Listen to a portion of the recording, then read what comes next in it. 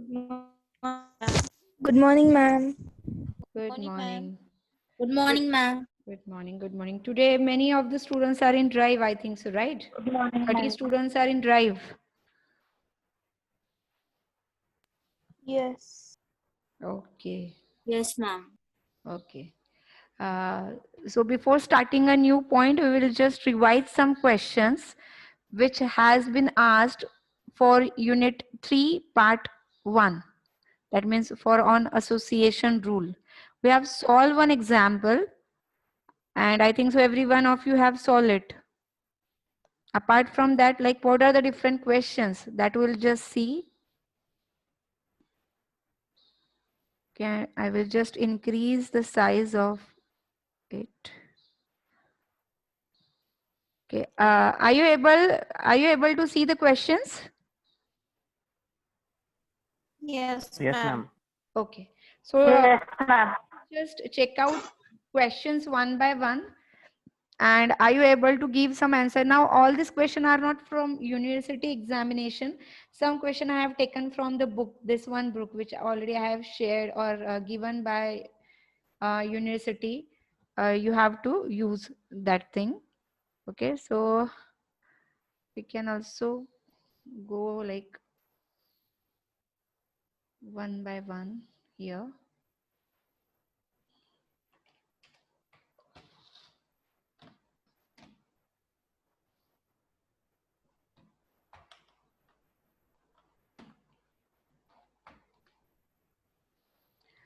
So firstly, I am just opening here the INSEM paper of 2018-19. I'll see what question has been asked for Unit 3, Part 1. Okay, so the first question here is, what is market basket analysis? Explain a priori algorithm with example. First question. Okay, so what is market basket analysis? Can anybody tell me? Market basket analysis ये अगर question आता है जैसे देखो 6 marks के लिए question है so obviously this question will take a 2 mark and explaining a priori algorithm with example will take a 4 mark. Again in that 4 mark explanation is having 2 mark and if you are giving a example that is a 2 mark.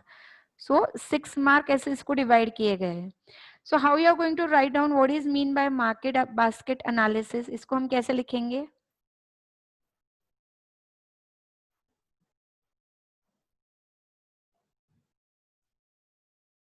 Remembering this or not, students? Akanksha, roll number 66. Yes, ma'am.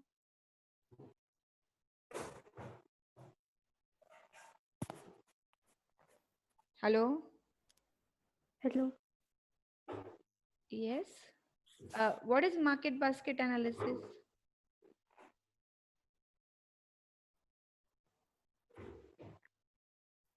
Ma'am उसमें store layout Store layout is a application. Market basket analysis क्यों करना है उसका application होता है store layout. Market basket analysis मतलब क्या होता है कि अगर आपका कोई भी सुपर मार्केट है तो उसमें कस्टमर कौन से आइटम साथ में परचेज करना पसंद करते हैं that we are analysing right.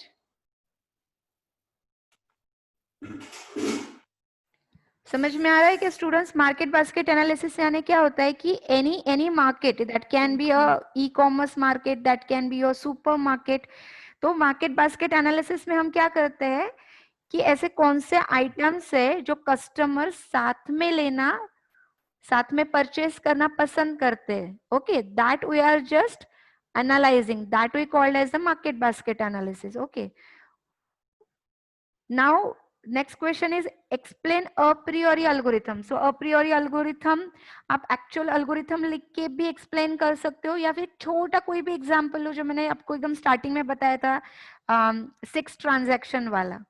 तो 5 to 6 ट्रांजैक्शन वाला एक डेटाबेस लो और उसको सिर्फ स्टेप 1 स्टेप 2 स्टेप 3 तक जाओ. इसमें आपको सपोर्ट कॉन्फिडेंस लिफ्ट लीवरेज कुछ निकालने की जरूरत नहीं because they have not asked it. A priori algorithm में नहीं आता है वो. Okay, they are coming extra measures.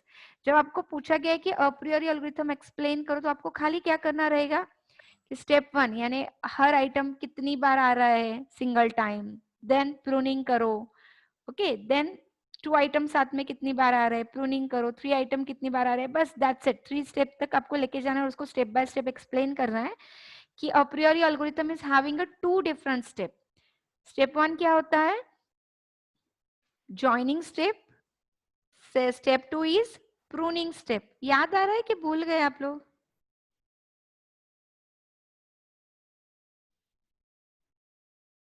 याद है मैम। याद है मैम। याद है है मैम। यस, याद है जॉइनिंग एंड प्रूनिंग, हाँ है ना?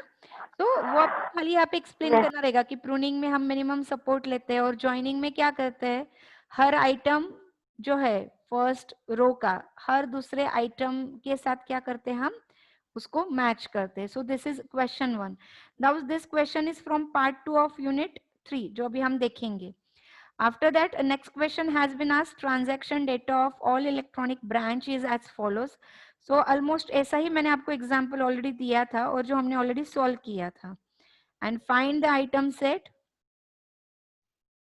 and generate association rule. अभी हमको सिर्फ a priori algorithm नहीं करना है, इसके बाद हमको क्या निकालना है, इसमें rules निकालने थे और उस rule का हमको क्या निकालना था, confidence. But confidence निकालने के लिए हमको क्या लगता है, we have to calculate the support also. So we have to calculate support and confidence. अब यहाँ पे उन्होंने lift और leverage बोला है कि इस question में no. So you don't need to find out lift and leverage. अगर उन्होंने सिर्फ इतना पूछा रहता कि कौन सा रूल है जो बहुत स्ट्रांग है ये आप बताओ, तो फिर आपको ये चारों चीजें आपको क्या करनी पड़ती थी, you have to find out. Now next question is what is regression, explain any of the type of regression in detail. Again ये हमारा क्या क्या आ रहा है, पार्ट 2 में आ रहा है। हमने ऑलरेडी लास्ट लेक्चर में देखा है what is mean by regression. Regression के 2 टाइप्स देखे हैं और इसमें से कोई भी एक लीनियर और लॉजिस्टिक आप क्या कर सकते हो, इसको एक्सप्लेन कर सकते हो। तो 2 question is from part 1। Okay, ये हो गया in same. Now I am opening the end same question paper. Okay, if I go with the end sem question paper, one question, only one question from a priori and one question from linear regression पूछा गया है कि explain linear regression with example, जो हम आज देखेंगे। and next question is explain a priori association rule mining algorithm. Okay, यहाँ पे उन्होंने कुछ नहीं बोला है विथ एग्जाम्पल और with anything, so you can either write down algorithm and explain. आपको लगता है कि एल्गोरिथम याद करना थोड़ा डिफिकल्ट है तो आप छोटा एग्जाम्पल लो, एग्जाम्पल को आप स्टेप बाय स्टेप अगर एक्सप्लेन करते हो still it is fine. Okay, but now see it is for 7 marks. जब आपको इन सेम में आता है तो इन सेम के क्वेश्चंस जो होते हैं जनरली 5 मार्क्स के लिए होते हैं, 5 और max 6 mark. But end sem में sem question either coming for 8 mark, यहाँ पे देखो जैसे डेटा लाइफ साइकिल यहाँ पे 8 मार्क के लिए आया और इन सेम में वो 5 मार्क्स के लिए आया था। So just see the marks and likewise you have to write down a answer very properly.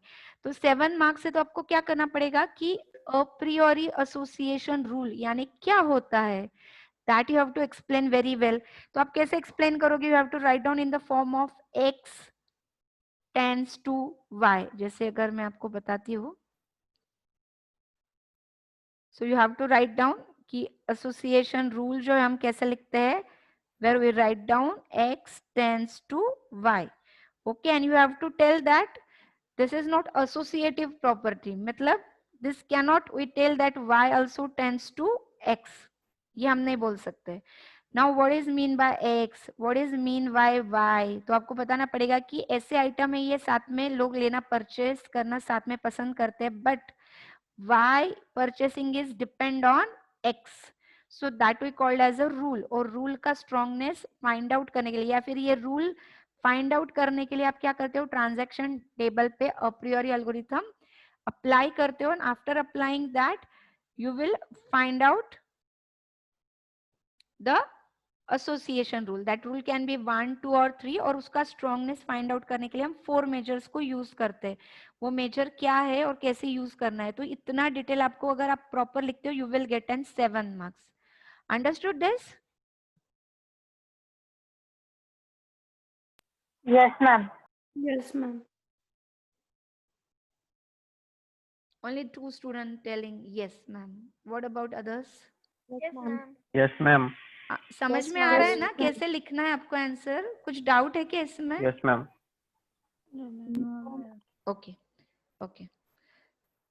Next, if you go with again INSEM 1920 का जो क्वेश्चन पेपर है, अब मैंने इसमें बैकलॉग के पेपर ऐड नहीं किए, मेरे पास बैकलॉग के पेपर नहीं है, जैसे बैकलॉग के आते हैं वो भी मैं डालूंगी, यानी आपको उसमें क्या क्वेश्चन पूछे गए तो वो भी हम लोग यहाँ पे देख सकते हैं बाद में. Now if you go with INSEM paper, okay, INSEM में आप देखोगे सब 5 मार्क्स के लिए आए गए, नॉट मोर देन 5 मार्क, कोई क्वेश्चन नहीं. अब again one question, explain a प्रियोरी association rule mining algorithm. आप देखो ये क्वेश्चन 3 टाइम रिपीट हुआ है, INSEM 1819, EndSEM 1819, INSEM 1920, जिसमें उन्होंने again they have asked explain a प्रियोरी association rule mining algorithm. पहले 7 मार्क के लिए थे, अभी ये कितना है 5 मार्क्स के लिए.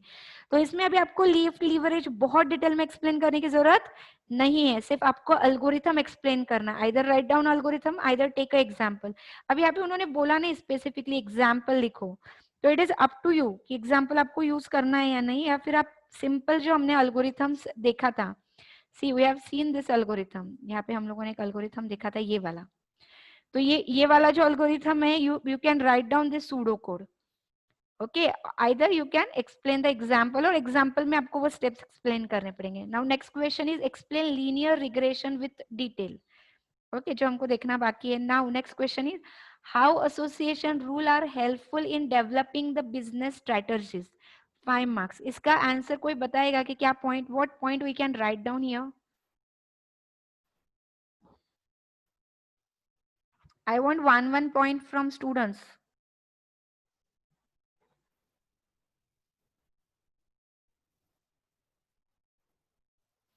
क्या आंसर आप लिखोगे इसके लिए कि how association rule are helpful in developing business strategies?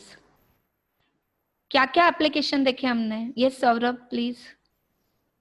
It is used for market basket analysis. Good. Uh, और क्या बोल सकते हैं हम उसको? देखो 5 मार्क्स के लिए हम सिर्फ इतना 1 लाइन तो नहीं लिख सकते, आप और थोड़ा इलॉबरेट करके बोल सकते हो कि इसको.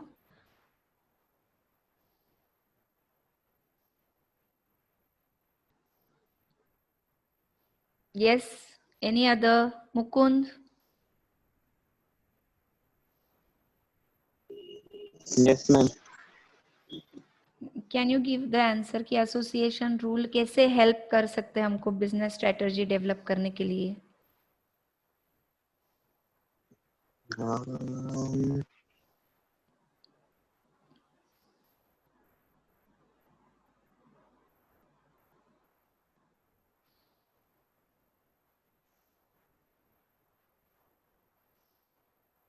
Any other? मुकुंद आपने अटेंड किया था कि ये वाला लेक्चर?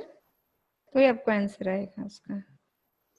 नहीं मैम, एक्चुअली वो अटेंड नहीं किया था मैंने वो लेक्चर. ओके ओके ओके, ठीक है.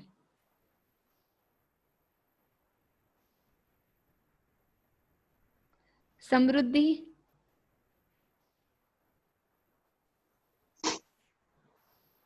Yes, ma'am. आप बताओ.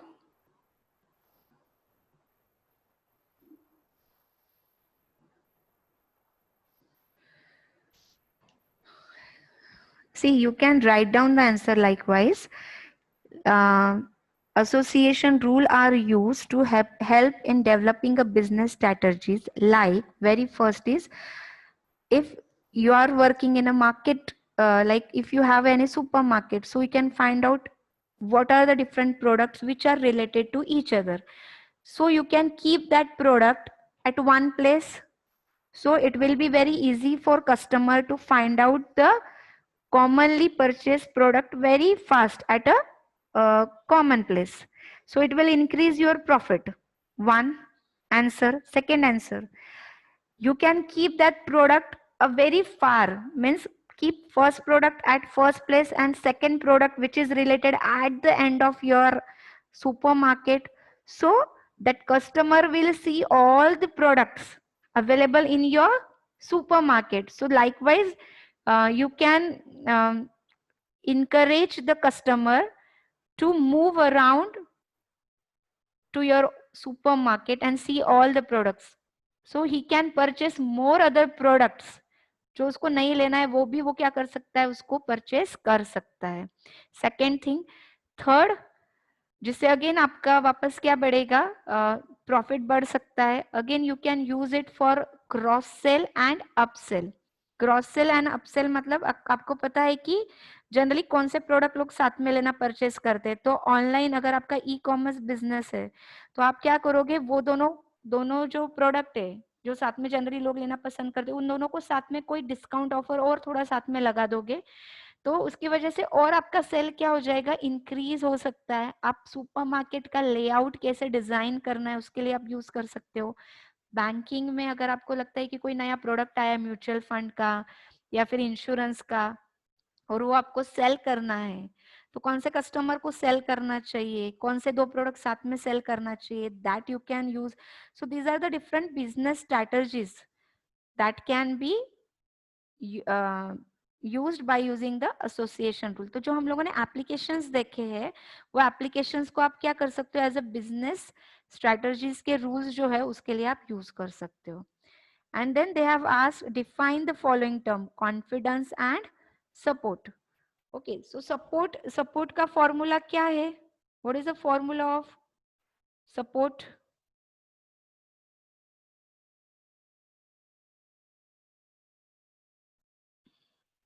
Yes, anyone? Frequency of x plus y upon number of transactions. Very good, very perfect answer. Okay, जिसमें हम लोग क्या करते हैं कि हम लिखते हैं कि अगर हमको एक रूल दिया गया है एक्स एंड वाई, ओके, इसका अगर हमको सपोर्ट निकालना है so we are using a formula of support like the frequency of in bracket x tends to y. मतलब ये दोनों प्रोडक्ट जो है जिसको x टेंस टू y के बजाय भी हम क्या करते हैं, यूनियन भी लिख सकते हैं. मतलब ये दोनों प्रोडक्ट जो है ये साथ में कितनी बार आया है आपके ट्रांजैक्शन में, डिवाइडेड बाय हैश, मतलब मैं जिसको बोलती हूँ number of, the number of transactions available in your table. तो आपके टेबल में जितने भी ट्रांजैक्शन है 1000 2000 वो वैल्यू नीचे आएगी और उस ट्रांजैक्शन में ये दोनों प्रोडक्ट साथ में कितनी बार आ रहा है उसका काउंट हम क्या करते हैं, यहाँ पे लिखते हैं. That we called as the support. And second is confidence. Confidence को हम कैसे डिफाइन करते हैं, what is the formula for confidence? Support of x plus y upon support of x. Very good. Support of x plus y divided by support of x. So here the formula is now for x tends to y, इसको हम लिखते हैं support of या फिर frequency of, कोई कुछ भी लिख सकते हो, फ्रीक्वेंसी भी लिख सकते हो या सपोर्ट भी लिख सकते हो, x union y divided by support of और फ्रीक्वेंसी ऑफ x. सपोर्ट और फ्रीक्वेंसी ऑफ x. तो इसमें क्या होता है कि पहले के फॉर्मूले में हमने खाली चेक किया कि अगर टोटल ट्रांजैक्शन 1000 है तो 1000 ट्रांजैक्शन में से ऐसे कितने ट्रांजैक्शन है जिसमें ये दोनों आइटम साथ में आए हैं. Okay, that's it. यानी हमने उसका परसेंटेज निकाला. लेकिन सेकेंड इसमें हम बोल रहे हैं कि ये रूल कितना स्ट्रॉन्ग है, उसको हम क्या कर रहे हैं कि एक्स ये आइटम कितनी बार आया है टोटल ट्रांजैक्शन में. सपोज हमारे ट्रांजैक्शन है 10, we have a 10 number of transaction और 10 ट्रांजैक्शन में से x जो है ये आइटम जो है ये टोटल 8 टाइम आया है. ओके, 8 ट्रांजैक्शन में है x ये आइटम आया हुआ है. तो ये टोटल 8 में से कितनी बार ये दोनों साथ में आए हैं, तो ये बताता है कि जितनी बार x आया है उसमें से कितने टाइम्स y भी क्या हुआ है, परचेस किया. तो वो रूल का और स्ट्रॉन्गनेस कितना है वो हमको क्या करता है, वो डिफाइन करता है. So that we called as the support. So they have given a 5 marks for this. So either so in this you have to write down a formula, you have to explain the terms. Okay, और एक छोटा सा example अगर आप लेके और उसको explain करोगे तो you will get a full 5 marks. So now next is last one is that is in same end same. Okay, in end same if you see like what question has been asked. So first okay यहाँ पे आप देखोगे जीना का question आया है unit 1 में से. And okay yes, This is a question they have asked. Again, the same question they have repeated. How association rule are helpful in developing the business strategy. Now, second time this question has been asked. तो जितने applications है association rule के, you have to just write down all the applications of association rule. जो उसके use cases मैंने आपको बताए थे, that you have to write down. Okay, and next question is again, how to improve the a priori efficiency. Can anybody tell me the answer of this? How to improve the efficiency of a priori algorithm?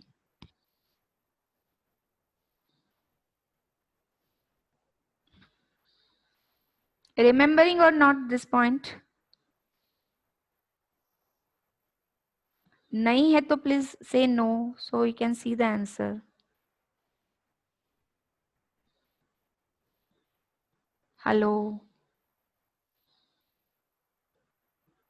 Hello, am I audible?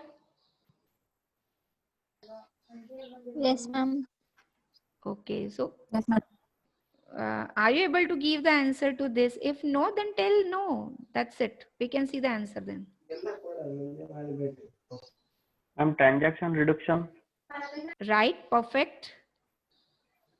sampling, Very good. Very good. So there are total 5 different ways using which you can improve the efficiency of a priori algorithm. देखो, efficiency मतलब क्या है? A priori algorithm जो होता है, इसमें every time, हर step में, जितने भी बार आप ये for loop repeat करते हो, ये algorithm में, देखो यहाँ पे आपको for loop दिख रहा होगा ये वाला. So जितनी बार for loop repeat होता है, you can see यहाँ पे और एक statement दिया है, for each transaction T in database. Her for loop में जितने भी ट्रांजैक्शन है उस डेटाबेस में, यानी जितने रोज है, हर रोज को क्या करता है, वो इटरेट करता है. अगर आपके ट्रांजैक्शन में 1 लाख रोज है, तो हर फॉर लूप के लिए उसको कितनी बार इटरेट करना पड़ेगा? 1 lakh time.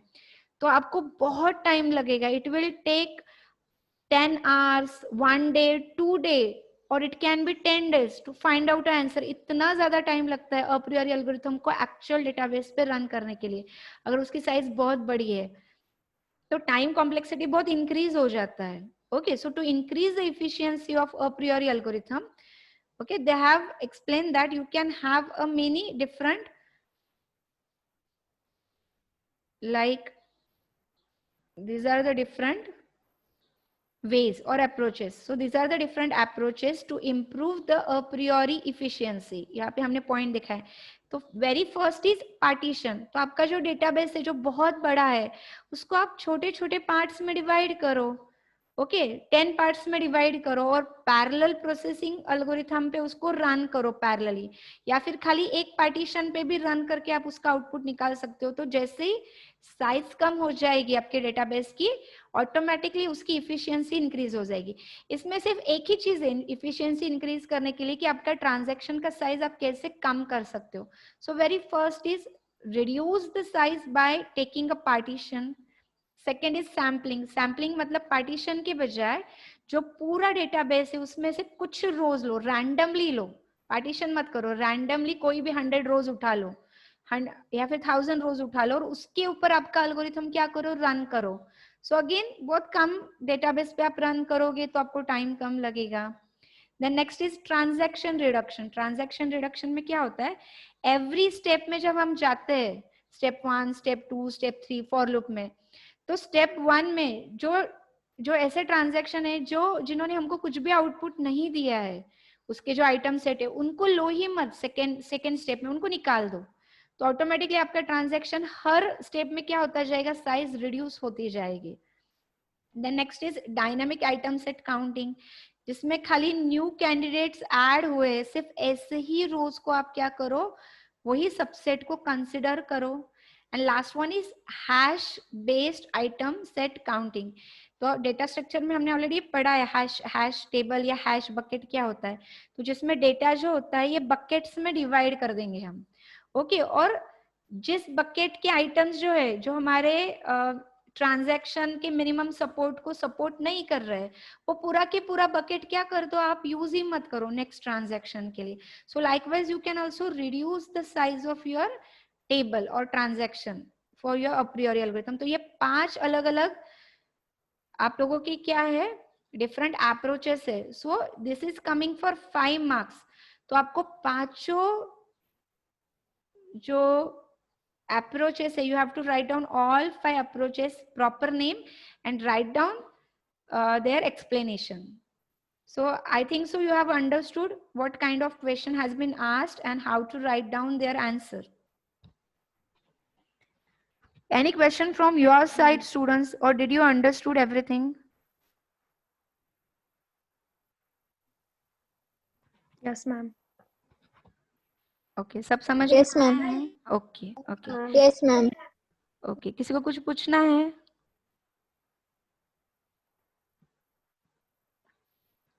Okay. So I just forgot to take this question answering session जो हम हर टॉपिक के बाद देखते हैं, ये हम भूल गए थे, इसके लिए आज मैंने उससे स्टार्ट किया है। और कल हम लोगों ने जो रिग्रेशन देखा था, 2 मिनट्स में हम फास्टली उसको रिवाइज करते हैं। Okay, so in regression we have seen regression is coming under supervised learning. Supervised learning यानी क्या होता है, where we first train our algorithm or our model on a database. कोई एक डेटा सेट है, उसके ऊपर हम हमारा जो algorithm रहेगा या जो भी फॉर्मूला रहेगा उसको हम ट्रेन करते हैं, ट्रेनिंग दिया जाता है, और ट्रेनिंग करने के बाद ही हम उसको क्या करते हैं, टेस्टिंग के लिए यूज करते हैं। Without training we are not using a testing. ऐसा कौन सा एल्गोरिथम हम लोगों ने देखा है अभी तक पूरे 3 यूनिट में, which is not supervise algorithm, जिसमें विदाउट ट्रेनिंग हम एल्गोरिथम को रन करते हैं? कोई बताएगा क्या? अनसुपरवाइज एल्गोरिथम कौन सा देखा हमने?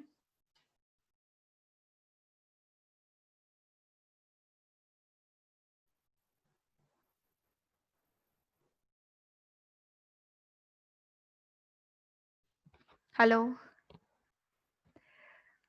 see, we have seen what algorithm we have seen from unit 2 and 3. Unit 1 में we have not seen any algorithm. In unit 2 we have seen clustering.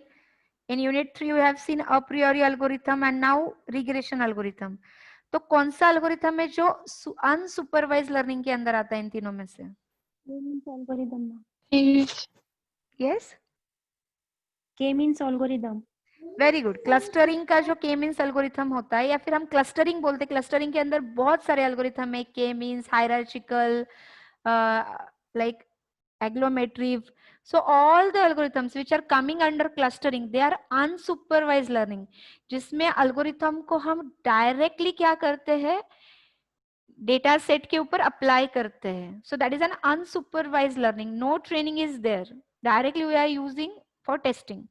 लेकिन इसके पहले हमने जो अप्रियोरी एल्गोरिथम देखा, अप्रियोरी एल्गोरिथम में हमने पहले डेटा सेट दिया, डेटा सेट में से हम लोगों ने पहले रूल निकाला, और वो रूल हम क्या करेंगे, जब नया डेटा आता है या नया कोई कस्टमर आता है तो उसके लिए हम यूज करते हैं। So first we are finding that algorithm on training data set and then we are testing it with a new customer. So that is an supervised learning. तो मार्केट बास्केट एनालिसिस या association rule, ये हो गया आपका supervise learning. And supervise learning are generally use for prediction purpose. तो regression ये हमारा prediction के लिए जनरली यूज किया जाता है, लेकिन क्लस्टरिंग जो है it is not use for prediction purpose, it is just use to find out the similar object with each other. So very first it is an supervised algorithm and it is used for prediction purpose. Future के predictions को use करने के लिए इसको use किया जाता है. Then next we have seen like regression is having two things, input and output. जो फॉर्मूला हम देखेंगे उसमें इनपुट होता है और आउटपुट होता है, और इनपुट में हम क्या करते हैं, इनपुट वेरिएबल यूज करते हैं विच इज इंडिपेंडेंट, उसकी वैल्यू किसी पे भी डिपेंड नहीं होती है। But output is a dependent variable because the value of output is depend on input. Input जैसे जैसे चेंज होता है एक्स एक्सिस पे, तो आउटपुट जो वाई एक्सिस पे होता है उसकी वैल्यू वैसे वैसे क्या होती है, चेंज की जाती है। ओके, एंड जहाँ पे भी आपको फ्यूचर के कुछ क्वेश्चन है जिसका प्रेडिक्शन आपको करके देना है, ऐसे टाइम पे आप क्या कर सकते हो, रिग्रेशन का algorithm का यूज कर सकते हो। So now regression is having a two type that we have seen, linear regression and logistic regression is there. Now we have starting with a linear regression. Linear regression is having a relationship between input variable. Now input variable is can be more than one, that can be a several input variable. सिर्फ एक input variable नहीं होता, एक या फिर एक से ज्यादा हो सकते हैं आपके फॉर्मूले में. But always output variable is only one output variable, and that output variable is always and continuous, जिसकी वैल्यू कंटिन्यूअस होती है. ओके, जो हमेशा इंक्रीज होती है, कंटिन्यूअस फॉर्म में होती है. So several input variable, only one continuous output variable is there. Again we have seen the many use cases and application yesterday कि कौन से application में हम उसको use कर सकते हैं. And we have started with a linear equation formula, जो आपका लाइन का फॉर्मूला होता है y equal to mx plus b, where m is the slope, x is an input variable, y is an output variable and b is an y intercept. Y intercept मतलब कौन से point से exactly आपकी value जो है वो start होगी. जब x की वैल्यू कुछ भी नहीं दी, x की वैल्यू 0 है, फिर भी y को कुछ ना कुछ वैल्यू वहां पे होने वाली, that we called as a y intercept. So same formula जब हम लीनियर रिग्रेशन में यूज करते हैं लाइन का, उसको हमने थोड़ा चेंज किया है. y equal to beta 0 plus beta 1, b के बजाय हम उसको बीटा बोलते हैं, beta 0 plus beta 1 x1 plus ei, where y is your output variable which is an dependent. Beta 0 is y intercept, beta 1 is slope, यानी हम जिसको m बोलते हैं. x is an input variable which we called as the independent variable, जिसको हम हमेशा बोलते हैं input, and y is an random error, कोई भी random error जिसकी वजह से y की वैल्यू ये सिर्फ x पे डिपेंड नहीं होगी, x के अलावा कुछ चेंज भी हो सकती है. जैसे अगर आप देखोगे यहाँ पे, I have just putted one example before that. I think so we have ended with this slide yesterday, कि इसमें दो फॉर्मूलेज होते हैं लीनियर रिग्रेशन में. वन जिसमें सिर्फ एक इनपुट है और एक ही आउटपुट वेरिएबल है, जो अभी हम लोगों ने देखा था कि वो फॉर्मूला होता है y equal to beta 0 plus beta 1 x1 plus epsilon. तो इसमें आउटपुट वेरिएबल क्या है, y, एक ही आउटपुट वेरिएबल है, और इनपुट वेरिएबल क्या है, x ये खाली एक ही इनपुट वेरिएबल है. और बीटा 0 क्या है, y इंटरसेप्ट, बीटा 1 है स्लोप और e है एप्सिलॉन एरर. तो एक ही इनपुट है खाली. लेकिन काफी बार ऐसे होता है, when you are designing this model you have to consider more than one input variable. जैसे कल मैंने आपको बताया था कि अगर किसी पर्सन का हमको इनकम क्या होगा आफ्टर 5 years, हमको अगर वो फाइंड आउट करना है, या उसकी सैलरी क्या होगी, तो हमको सिर्फ उसका ईयर ऑफ एक्सपीरियंस मैटर नहीं करेगा. उसका एजुकेशन क्या है, वो कौन से सिटी में लिव करता है, कौन से टाइप की कंपनी में काम करता है. तो बहुत सारे इनपुट है जिसके ऊपर आउटपुट जो है, जो हमको फाइंड आउट करना है कि उसकी सैलरी क्या होगी फ्यूचर में. So it require many inputs. तो जब आपका एक से ज्यादा इनपुट है तो ये वाला फॉर्मूला आपको काम नहीं करेगा. यू रिक्वायर अनदर फॉर्मूला, जिसमें हम लोगों ने फॉर्मूले को थोड़ा एक्सटेंड किया है, where formula is y equal to beta 0. Beta 0 हमेशा एक ही होता है क्योंकि y इंटरसेप्ट की वैल्यू वो देता है जिसमें it is not depend on the value of x. और जितने भी इनपुट वेरिएबल लगते हैं, जैसे अगर हमने 10 इनपुट वेरिएबल कंसिडर करने हैं, तो it will go x1 x2 x3 up to x10, और हर x के वैल्यू के साथ हमको क्या करना है, उसका स्लोप अटैच करना पड़ता है. So that is an beta. So beta 1 x1 plus beta 2 x2 plus likewise beta p minus 1 x p minus 1, और एंड में एप्सिलॉन, मतलब रैंडम एरर ये एक ही बार लगता है. So you can understand, if your input variable is 1 you have to use this formula. If your input variables are more than 1 you have to this formula. Okay यहाँ पे हमने यहाँ पे एक्सप्लेनेशन लिखा है हर एक चीज का, जो हमने ऑलरेडी देखा है. So y is your outcome variable, output variable. जितने भी x यहाँ पे हम यूज करने वाले, all x are your input variable, that is input variable 1 2 3 4 likewise. Beta 0 is a value of y intercept, means the value of y when each x equals to 0. जब जितने भी यहाँ पे इनपुट हम ले रहे, हर इनपुट के वेरिएबल की x की वैल्यू जब 0 होने वाली है, तो हमारी y की वैल्यू क्या होगी, किसके ऊपर डिपेंड रहेगा, beta 0. Then beta 1 beta 2 beta 3, यानी bij जिसको बीटा j मैंने बोला है, is an change in y based on the change in x. x जैसे से चेंज होगा तो y कैसे चेंज होगा, ये किसके ऊपर डिपेंड रहेगा, बीटा के वैल्यू के ऊपर, जो x के साथ हम लोगों ने क्या किया, अटैच किया है. और e epsilon is an any random error random term that represent the difference in linear model and a particular observed value for y.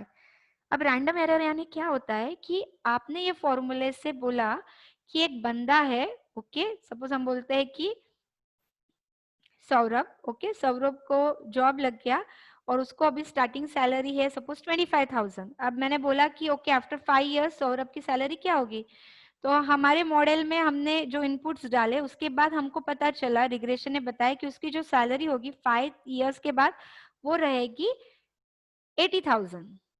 लेकिन सच में 80,000 ही रहेगी क्या फ्यूचर में? उसमें प्लस माइनस हो सकता है. इट कैन बी आइदर 75 और आइदर 85. तो प्लस माइनस हो सकता है. तो जो प्लस माइनस होने वाला है एक्चुअल वैल्यू में दो वैल्यू होती है. एक होता है हमारी इंटरप्रेटेड वैल्यू जो हमने बोला है, हमने फ्यूचर प्रेडिक्शन किया है वो, और एक्चुअल वैल्यू जो उसको सच में 5 इयर्स के बाद मिलेगी. ये दोनों वैल्यू एग्जैक्ट सेम नहीं होती है, कुछ ना कुछ उसमें डिफरेंस होता है. तो कितना डिफरेंस हो सकता है वो हम किससे बताते हैं?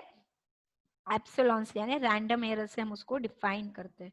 समझ में आया ये फॉर्मूला सबको? Yes, ma'am. Yes, ma'am. Okay, सबको ना मैं पूछूंगी, ये फॉर्मूले को एक्सप्लेन करने बोलूंगी मैं नेक्स्ट लेक्चर में. So now will see one simple example जिसमें मैंने बोला है कि we have to predict the person's annual income, मतलब एनुअल सैलरी हमको फाइंड आउट करनी किसी पर्सन की. बट उसके लिए हम सिर्फ दो इनपुट वेरिएबल ले रहे हैं कि उसका इयर्स ऑफ एक्सपीरियंस कितना है और उसका एजुकेशन क्या है. So now how our formula will be, हम लोगों ने फॉर्मूला क्या देखा था यहाँ पे, like y equal to beta 0 plus beta 1 x1, yes, very good, plus Plus beta 2 x2 plus epsilon. तो अब हमको यहाँ पे फाइंड आउट क्या करना है, प्रेडिक्ट क्या करना है उस कस्टमर का या फिर वो पर्सन जो उसका इनकम. इनकम ये क्या हो गया जो हमको प्रेडिक्ट करना है. तो जो चीज आपको प्रेडिक्ट करनी होती है उसको हम बोलते हैं आउटकम वेरिएबल. इसके लिए y बन गया मेरा income, beta 0 as it is आ गया, बीटा 1 एज इट इज आ गया, बीटा 2 एज इट इज आ गया, एप्सिलॉन एज इट इज आ गया. लेकिन ये किसके ऊपर डिपेंड है हमारा प्रेडिक्शन? ये दो इनपुट वेरिएबल के ऊपर डिपेंड है. One is experience and second is education. इसके लिए एक्सपीरियंस ये बन गया मेरा x1 फॉर्मूले में और एजुकेशन बन गया हमारा x2 ये फॉर्मूले में. So I hope you understood how to put the values in the formula, that whatever you want to predict that will goes in your y, जो आउटपुट आपको प्रेडिक्ट करना है. और वो आउटपुट जिसके ऊपर डिपेंड है, जिस भी वैल्यूज के ऊपर डिपेंड है वो जाएगा आपके x के अंदर. So likewise we have just use this formula. तो हमारा फॉर्मूला बन गया income equal to beta 0 plus beta 1 experience plus beta